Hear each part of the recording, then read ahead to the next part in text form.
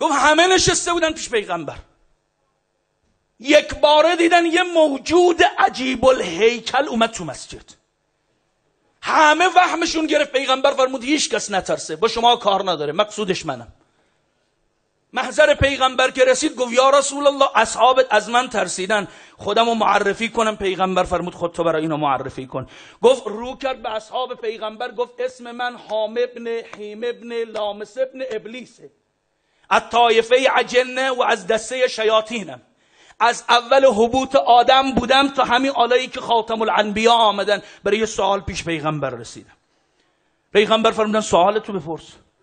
گفت سوال من اینه یا نبی الله یا رسول الله، همین جوری که گفتم از حبوط آدم تا الانی که شما آمدید من مجموعه ایام دنیا رو درک کردم. چون پدر ما ابلیس قسم خورده بود نگذاره آدم و بچه هاش بندگی خدا کنن، ما مأمور بودیم آدم و بچه های آدم رو اذیت کنیم، گمراه کنیم، اینا عبادت خدا نکنن.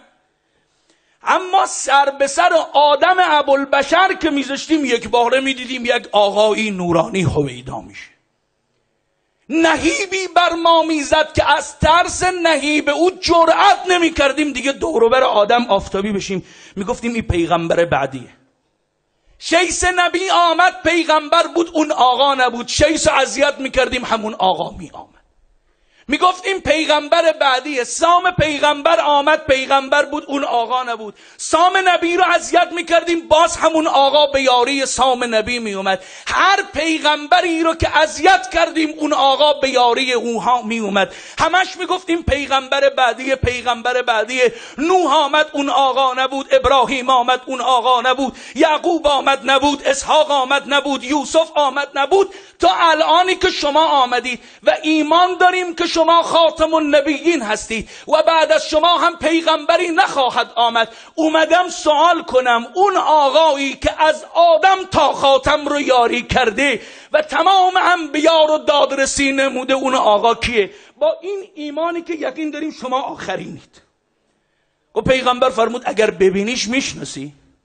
و بله آقا، به کل عمرم دیدم، بعد الان ببینم نمیشناسم. امیرالمؤمنین سمت راست پیغمبر نشسته بود، سرشو انداخته بود پایین، دست برد حضرت زیر چونه امیرالمؤمنین، سر آورد بالا، فرمود یه نگاه کن همین آقا بود یا نه؟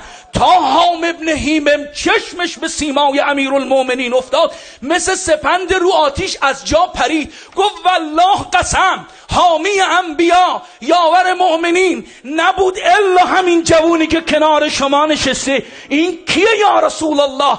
حضرت فرمود ذاک اخی و ابن عمی و وصی و وارثی و موضع سری ابو الحسنین مولا الکونین امام الثقلین یعقوب الدین رئیس الموحدین قائد غر المحجلین سید المتقین امیر المؤمنین اسد الله الغالب غالب کل غالب مظهر العجائب علی ابن ابی طالب صلوات الله.